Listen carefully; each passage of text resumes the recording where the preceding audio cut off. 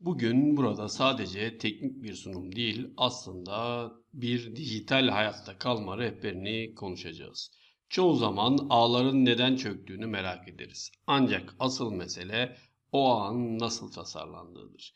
Bugün başlığımız oldukça iddialı. Ağ tasarımındaki en kritik 10 hata nedir? Firewall Destek Merkezi YouTube kanalımıza hoş geldiniz. Ben İlhan Çiçek.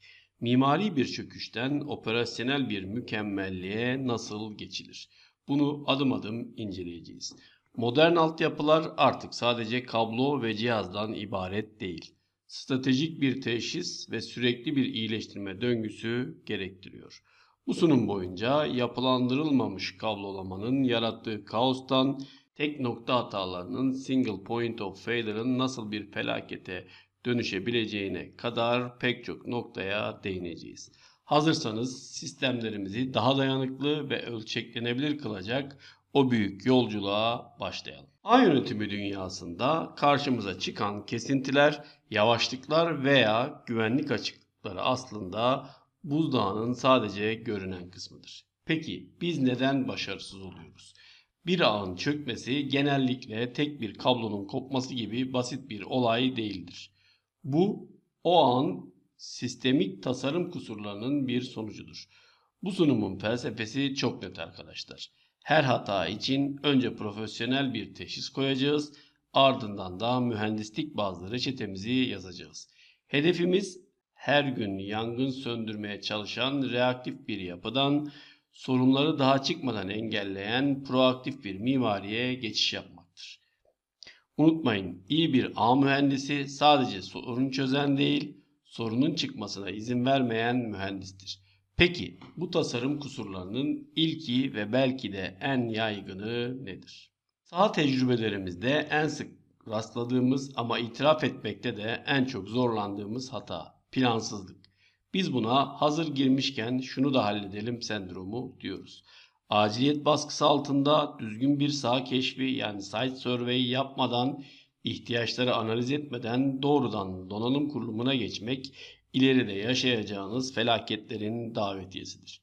Belirtileri çok açıktır. Kaydı tutulmayan, anlık kararlarla yapılan o meşhur yama çözümler. Sonuç mu? Yönetilmesi imkansız, ölçeklenemeyen ve operasyonel körlük yaratan bir spagetti kablolama yığını.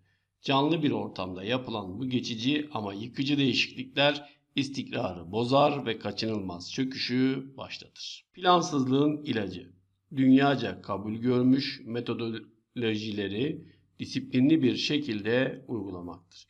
İşte karşımızda Cisco'nun yaşam döngüsü. Bu döngü bize şunu söyler. Stratejik planlama bir kerelik bir olay değil, yaşayan bir süreçtir. Her şey hazırlık yani prepare ve detaylı bir planlama ile başlar. Ardından tasarım ve uygulama aşamaları gelir. Ancak iş bitti mi? Hayır.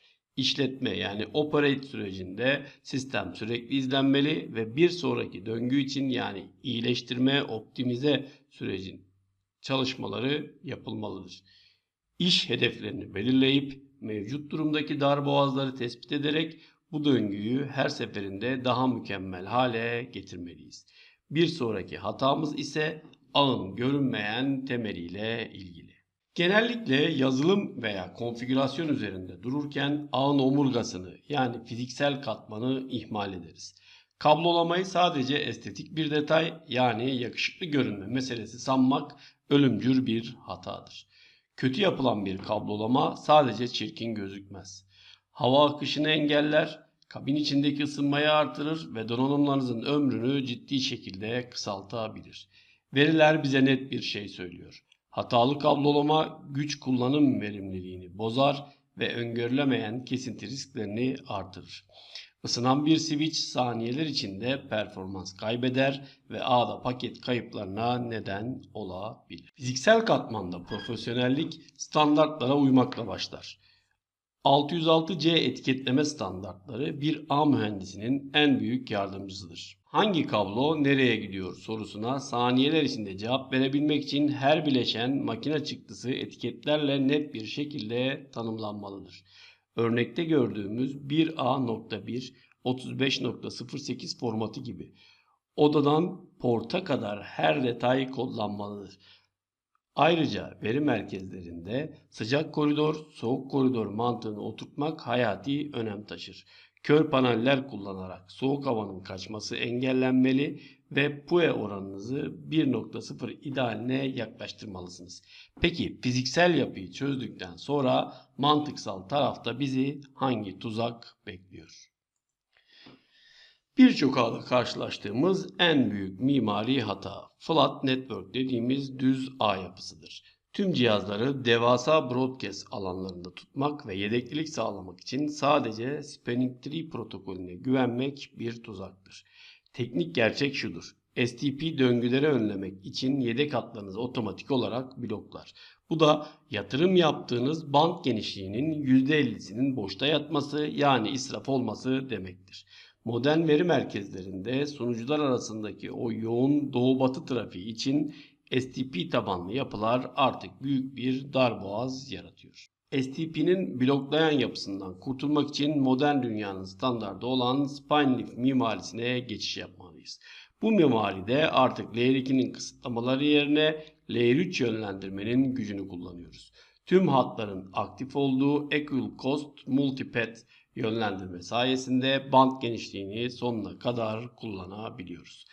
Erişim katmanında ise VSS, VSX veya Stackwise gibi teknolojilerle fiziksel cihazları mantıksal bir bütün haline getirerek döngü oluşumunu temelden engelliyoruz. Sonuç mu? Öngörülebilir gecikme süreleri ve ihtiyaç duyduğunuzda kolayca büyütebileceğiniz yatay ölçeklenebilirlik.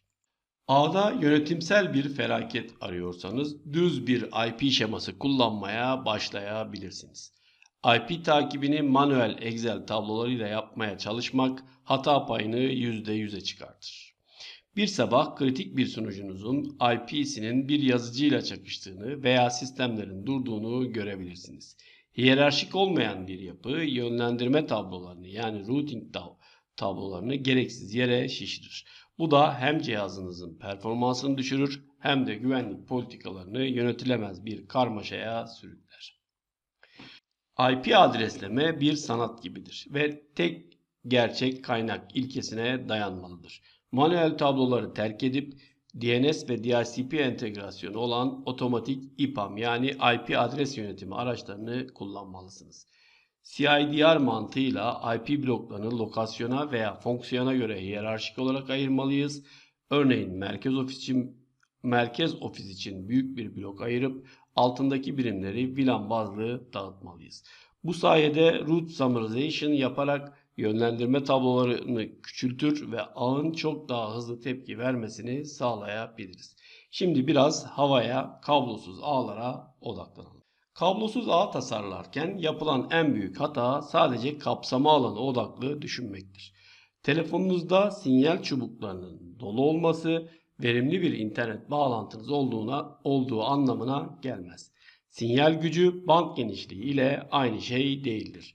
Özellikle yüksek yoğunluklu alanlarda, örneğin konferans salonlarında kullanıcılar ağ bağlı görünüp full sinyal alabilirler. Ama kimse tek bir veri bile aktaramaz. Biz buna bağlantı var ama iletişim yok diyoruz. Kablosuz ağda başarının anahtarı kapsama alanına göre değil, kullanıcı yoğunluğuna göre access point yerleşimi yapmaktır.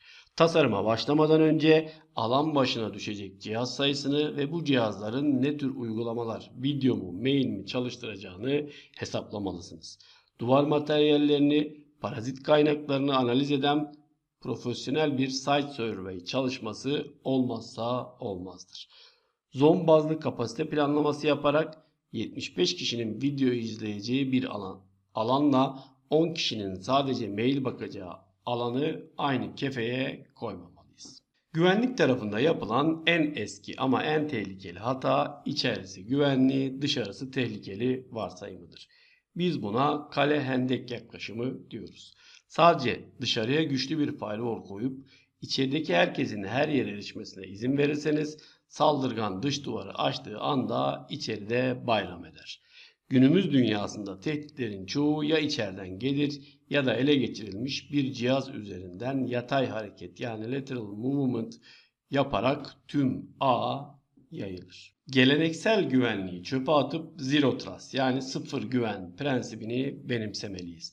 Asla güvenme, her zaman doğrula. Ağı mikro izole bölgelere ayırmalıyız.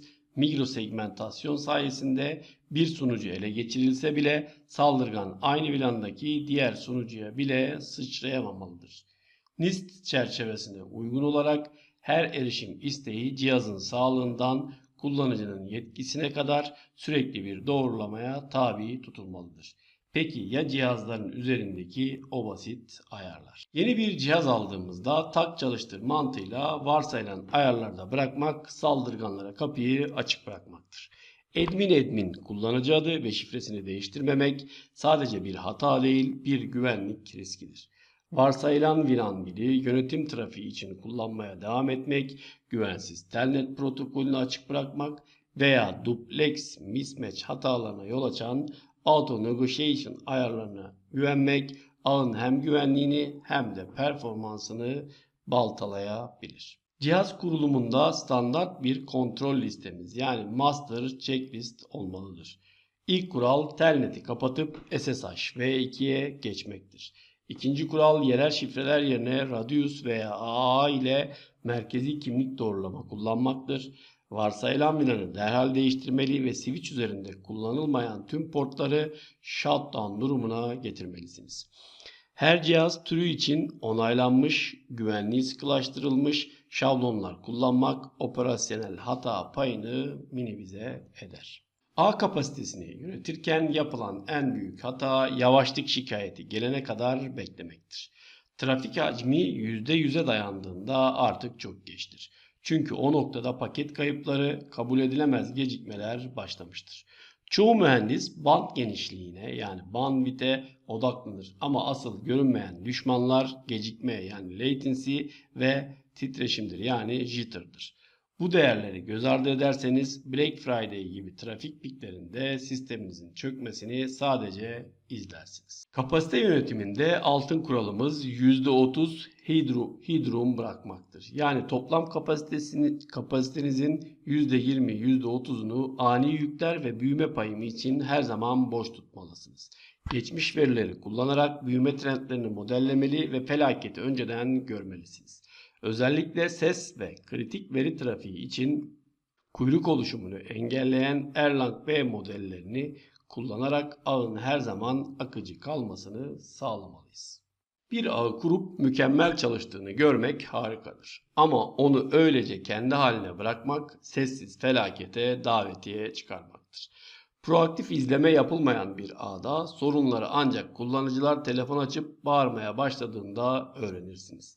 Sessizce bozulan donanım bileşenleri, güncellenmeyen veya zafiyet barındıran firmware sürümleri ağınızın performansını zamanla eritir. Çözüm gerçek zamanlı bir NOC yani ağ operasyon merkezi mantığıyla hareket etmektir. Cihaz sağlığı için SNMP, trafik analizi ve kimin nereye ne kadar veri gönderdiğini anlamak için NetFlow protokollerini kullanmalısınız. Otomasyon araçlarıyla eşik değerler belirlenmeli ve örneğin CPU %90'ı aştığında otomatik uyarılar almalısınız. Amacımız her zaman aynı. Sorunu kullanıcı hissetmeden hatta sorun oluşmadan tespit edip müdahale etmektir. Ve geldik listenin sonuna. Belki de en kritik hataya. Dokümantasyon eksikliği. Güncel olmayan ağ haritaları ve hiç test edilmemiş felaket kurtarma planları yani diğer planları kriz anında sizi tamamen kör bırakır. Bir sorun anında hangi switch nerede veya yedek rota hangisiydi diye aramak dakikaların saatlere dönüşmesine neden olur. Her zaman tek gerçek kaynak olan güncel bir network map'iniz olmalı ve diğer senaryolarınız düzenli aralıklarla sanki gerçek bir felaket varmış gibi test edilmelidir. Unutmayın, dokümante edilmemiş bir ağ aslında sizin olmayan bir ağ. Evet değerli arkadaşlar, bugün ağ tasarımındaki kritik hataları ve bu hataları modern mühendislik yaklaşımlarıyla nasıl düzeltebileceğimizi en ince ayrıntısına kadar inceledik. Unutmayın ki sağlam bir ağ altyapısı sadece pahalı donanımlardan değil, doğru planlanmış bir mimariden geçer. Bu yolculukta karşılaştığınız teknik zorluklarda veya karmaşık projelerinizde asla yalnız değilsiniz. Firewall Destek Merkezi olarak kurumsal ağlarınızı proaktif bir yaklaşımla tasarlıyor, güvenlik açıklarınızı kapatıyor ve altyapınızı operasyonel mükemmelliğe ulaştırıyoruz.